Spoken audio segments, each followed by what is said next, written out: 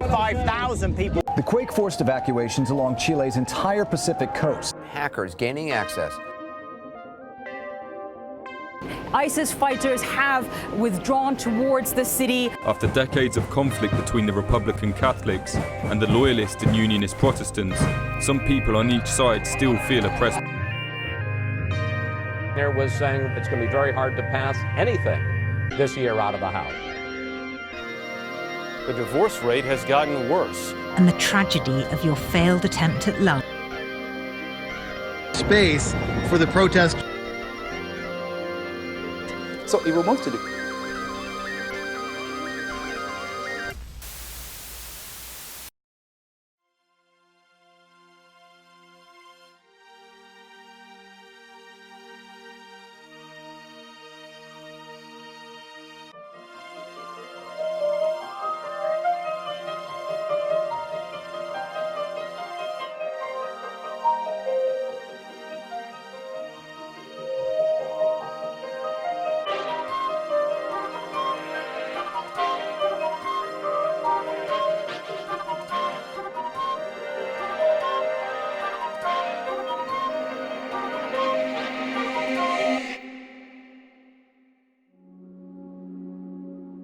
After having spoken to millions in over 50 nations through crusades, television, and radio, and after having served successfully as pastor and as president of WHBC College and the Ministerial Fellowship OBFF, David Youngren's world collapsed. Plunged into the dark night of the soul, on the brink of financial ruin, and drowning in self-doubt, David was ready to give up. Disillusioned about Christianity, disappointed with God and himself, plagued by cluster headaches, considered the worst pain a human can suffer, Youngren no longer had answers. In 2005, I began to suffer from cluster headaches. I know it seems strange to some people to say this, but it's the worst pain known to human science. And it was so terrible that it felt like someone was sticking a knife in my eye and twist the knife around. I was just in excruciating pain, and there were days I thought, I don't want to live. In the beginning, I would have this like every second day, and then it would increase to every day, and then it became several times a day. And I would pray, and I would do everything I could to try to be healed. I would take authority over the sickness. I just do anything I could to be healed. But rather than getting better, I got worse. And it seemed like the more I prayed, the worse I became. And I thought, well, what's wrong with me? What have I done wrong? What did I do? Why is not God blessing me? Why is not God healing me? I began to internalize it like there was something wrong with me. But in the midst of it, I had this revelation. I had the most severe pain possible. And I had this revelation. The Lord spoke to my heart and said, just meditate on the love of Jesus. And so I just closed my eyes and just began to meditate. I used my imagination to see Jesus on the cross, how he was outstretched with his outstretched hands and his feet being nailed to the cross and sword on his side. I saw Jesus. I captured with my imagination what it looked like 2,000 years ago. And the most incredible thing happened. I was healed. In an instant, I was healed. All the pain gone.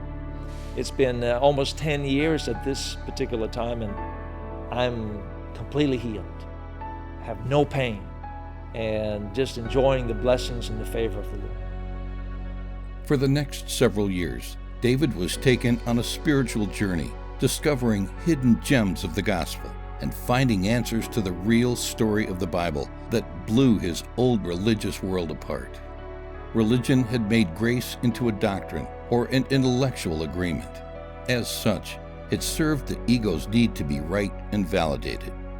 Rather than bringing true transformation, a deep awareness of God's love within, it resulted in guilt, shame, and fear, the very opposite of grace's intent. I saw Christians entrenched in their doctrines and their need to be right. I saw the hypocrisy, the judgmental attitudes, the intolerance toward those who were different. It just seemed so anti-Jesus. Then I noticed how many of the same people struggle with fear, shame, and guilt. And in fact, it seemed that the more judgmental they were of others, the more they internally struggled with insecurity and shame and fear and condemnation. And I think the worst part was that I saw it in my own life. I discovered that to experience freedom from deep-rooted insecurities and fears and shame and guilt, grace, this tangible reality of being unconditionally loved and accepted, had to move from my head to my heart. It had to permeate my subconscious. Once my subconscious or heart would be redesigned by grace, my sense of self, my identity and personality would be rooted in the unconditional love of God. The insecurities would then leave and new thoughts and pursuits would emerge that were rooted in unconditional love. My sense of self or unconscious identity will be based on the infinite presence of Christ within. After first experiencing this extraordinary transformation in his own life, Youngren began working with orphans in Tanzania using some of the principles he had discovered. Noticing the immediate impact, David developed a program called the Amazing Life 40-Day Journey of Transformation and began to distribute it to a few people. The results were immediate and extraordinary. I just came to visit, and I was getting into my car to leave, and someone who I'd never met before in my life placed something in my hand, and it was the Amazing Life. And she didn't say anything other than, I hope that you're going to be blessed by this. I was able to fall asleep.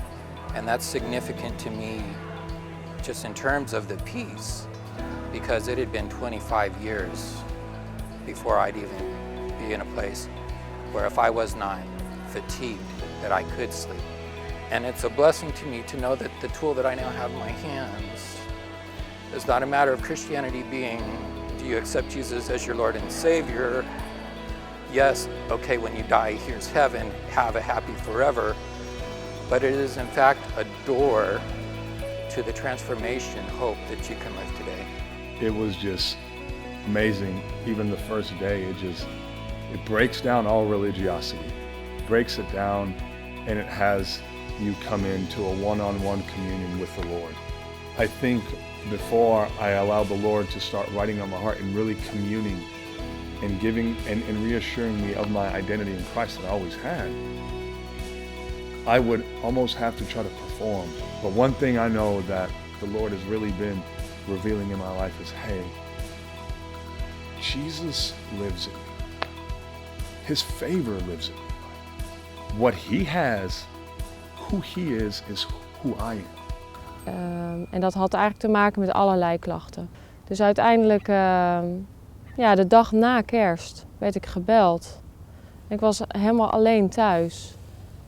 En ik nam me op en dat was de arts. En die zei, ja mevrouw Kaak, ik heb slecht nieuws. Dus dat was al echt shocking. Oké, wat is er aan de hand? Ja, we hebben een tumor gezien in je hoofd. En we moeten toch echt verder kijken van wat is hier aan de hand en hoe groot is het? Is het kwaadaardig? Dus ja, we willen eigenlijk zo snel mogelijk een neuroloog ernaar laten kijken. Ja, toen ik het te horen kreeg, voelde het als heel heftig. Echt een bommetje wat naar binnen werd gegooid. Dat ik dacht van ja, Heer, ik vind het niet eerlijk. Wat ik ben gaan doen is, ik ben gaan mediteren. Met het meditatiepakket van David Youngren. Op het moment dat je slecht nieuws krijgt, was het voor mij belangrijk om het hart van een vader op te zoeken. En dat deed ik door middel van het mediteren. Ik ben gaan liggen op de bank en dat deed ik eigenlijk elke dag weer. Ging ik op mijn bank liggen, deed ik mijn ogen dicht en liet ik de Heer gevoelsmatig in gedachten en in mijn voorstellingsvermogen ook gewoon echt samen wandelen. En dat was gewoon heel dichtbij. Ik kon ook niks anders, dus het was ook de enige manier om echt tot rust te komen, om echt ook even mijn gedachten vrij te maken van alles. En uiteindelijk, denk ik, na heel vaak mediteren, kwam ik op een punt terecht dat ik dankbaar werd. En dat ik dacht, yes! En dan En dan ging ik ook zingen met mijn handen omhoog. In overwinning, want u heeft het volbracht. En mijn hart is genezen door de intimiteit die ik met u heb gekregen. Inmiddels is de MRI-scan achter de rug en was ik onderweg naar de arts die de uitslag kwam geven. En we kwamen daar binnen samen met mijn man. En ja, die arts die zegt, mevrouw, kijk, ik heb goed nieuws voor u. Ja, wij hadden echt zoiets van, wat is dit? En ze zegt, ja, er is gewoon niks te zien op die scan. En ze zegt, ik kan het niet verklaren, ik weet ook niet hoe het kan. Maar dit heb ik nog nooit eerder meegemaakt. Dat is wat ze zei. En ja, weet je, voor ons was dat echt, dat we zoiets hadden van, nee, dit meen je niet. Ja, dit is echt geweldig nieuws. Je kan denken van, ja, weet je, wonderen, dat gebeurt altijd bij de ander. Weet je, dat zie ik dan op van die filmpjes op tv en dat is zo ver weg. Maar voor mij was het ineens heel dichtbij. En ik was het ineens zelf. Witnessing the success of David's program and recognizing its potential impact, Youngren Global Initiative was born. There is a better way for you to live. There is hope, there is peace, there is freedom from depression, addictions and hatred. There is a way for your family to be whole and for you to experience freedom from toxic thinking and dysfunctional behavior. There is health and healing. There is a life beyond anything you've ever imagined. And yes, there is a way to see true transformation take place in this world. It's not through religion or politics or wars or guns or violence. It's not me digging in my heels in defense of my doctrine, my faith, my way of life.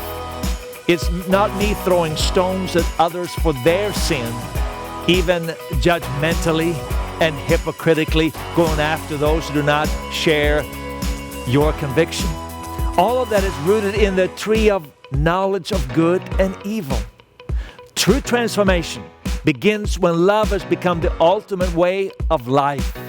Not a selfish, self-seeking love. I'm talking about the kind of love that brings peace, that turns the other cheek, that heals and restores, that unselfishly and sacrificially lays down its life. God's kind of love, the kind of love that Jesus revealed. When you unconditionally accept His love, when this love permeates your heart or your subconscious to the extent that it changes your sense of identity, then the outcome is an effortless freedom. Then healing happens naturally. Then there is complete wholeness. It changes everything in your life. It changes the world around you. I'm saying that love always wins because God is love. Jesus said, "The Spirit of the Lord is upon me. He has sent me to heal the brokenhearted, to proclaim liberty to the captives, to set at liberty those who are oppressed." Paul prayed that we would discover the width and length and depth and height of agape, an unconditional, unselfish, and unending love rooted in God. That their hearts would know this love beyond an intellectual knowledge. That their hearts would capture this agape love to such an extent they would experience all that is God.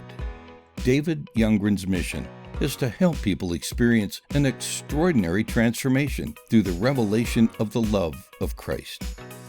David believes that your inner sense of worth or value must be established in unconditional love, and your core identity must be based on the limitless Christ in you for you to live your best life. It's then that your uniqueness and brilliance becomes evident, and you find your life's purpose. That's why our first step is to empower you to receive love. Through the Soul Talk Tour and the Power of Love event, we help you identify and uproot wrong beliefs that prevent you from unequivocally accepting the love of God unconditionally. We also empower you to rewrite your heart according to God's design. Following the Power of Love event, you are also invited to a second-day event called Turn Your Dreams into Reality, where you are given spiritual and practical tools to empower you to live your dreams. The next step is to provide you with transformative tools that equip you to experience the love of Christ and that repaints the canvas of your subconscious heart with a new image based on Christ in you. From the highly acclaimed Amazing Life 40-Day Journey of Transformation to Amazing Life TV, SoulTalk.life, and Youngren's book, Unravel Love's Mystery, you are provided resources that will help you unleash your best life. The third step is to provide you with opportunities to engage in volunteer experiences in Africa. By helping, empowering, and interacting with orphans, you are able to express love in a tangible way. During this experience, you will also be empowered to break through some of your invisible boundaries and discover the limitless living that comes from serving others. In 2006, that was about 6 months after I had my healing, I was in Africa and I was preaching to tens of thousands of people in a festival. And I was still going through a terrible turmoil in my own life. And one night I had this visitation of the Lord. I had a dream, and I was waking up in the dream as well. But in my dream, I was communicating with a very well-known, famous actress. And I was trying to share Jesus, the love of Jesus with her. And she wouldn't respond. It was like I couldn't talk to her. There was no connection. There was no chemistry. There was nothing there at all. I just felt like my words were empty. They were hollow. They didn't mean anything to her. I was out of touch. I used my religious language and everything I knew. I've been preaching for so many years, but it still didn't reach her. And suddenly appeared a black silhouette of a child. And like what I normally do with my own children, I went and stood behind this child and put my arms on the child and loved the child. Just put my hands on their shoulders and just loved the child. And suddenly I realized that I had this new way of communicating the love of God. It was like God had given me a whole new revelation, a new way of speaking about Jesus. And suddenly I connected with this famous actors like I had never seen before. It was like a connection. We shared the same words, and there was something that happened. There was a spiritual moment that took place right there and then. And after that I woke up and I saw how orphans in Africa, the people that are considered the least, the ones who have nothing, the ones who have no hope, I saw how their lives were transformed by the love of Jesus, and how like a wave went from the children to around the world. It covered the globe as people became aware of the love of Jesus. You see, it's in my heart, it's our vision to take this message that transforms not just your mind, your intellect, that tries to get people to agree with my religion and agree with my faith, but it takes this message and shares what Jesus really did in showing us who God is, that He is love. Take this message and help people experience transformation. Because when people know the love of Christ, they are forever changed. That's our vision. That's our goal.